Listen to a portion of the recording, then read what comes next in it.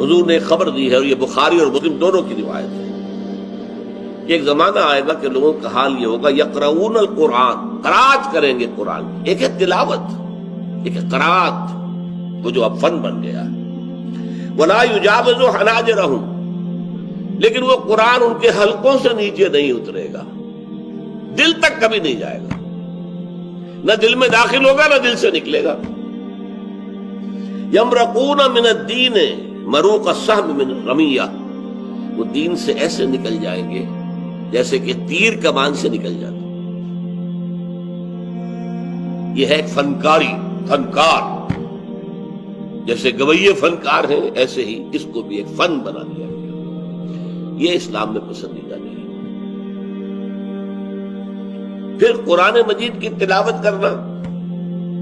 ایک ایسا شخص جو سودی کاروبار کر رہا ہے قرآن پڑھ رہا ہے، صاف فرما دیا گیا، ترمذی کی روایت ہے حضرت صہیب رومی سے، ما آمن بالقرآن من استحل محارمہ،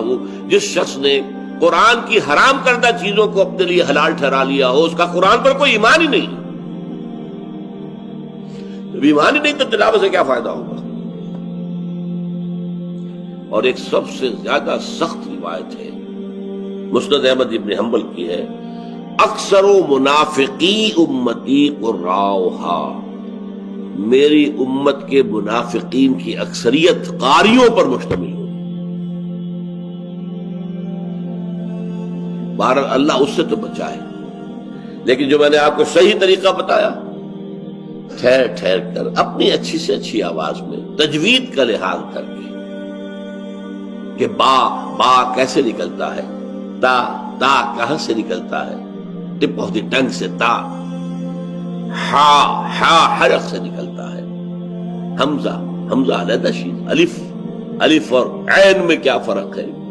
یہ چیزیں معلوم ہونی چاہیے، سین اور شین کا فرق معلوم ہونا چاہیے، اور اس میں انسان چھوٹا کاف اور بڑا کاف، قلق کاف بڑا جو ہے قلقلے کے ساتھ نکلے، اس کے ساتھ جو ہے یہ اپنی جگہ ہے۔ یہ تو جو بھی لوگ چاہے وہ عمریں ان کی 50 برس ہو گئی ہو، لیکن اگر انہوں نے قاعدہ یسرن القرآن کسی قاری سے نہیں پڑھا ہے،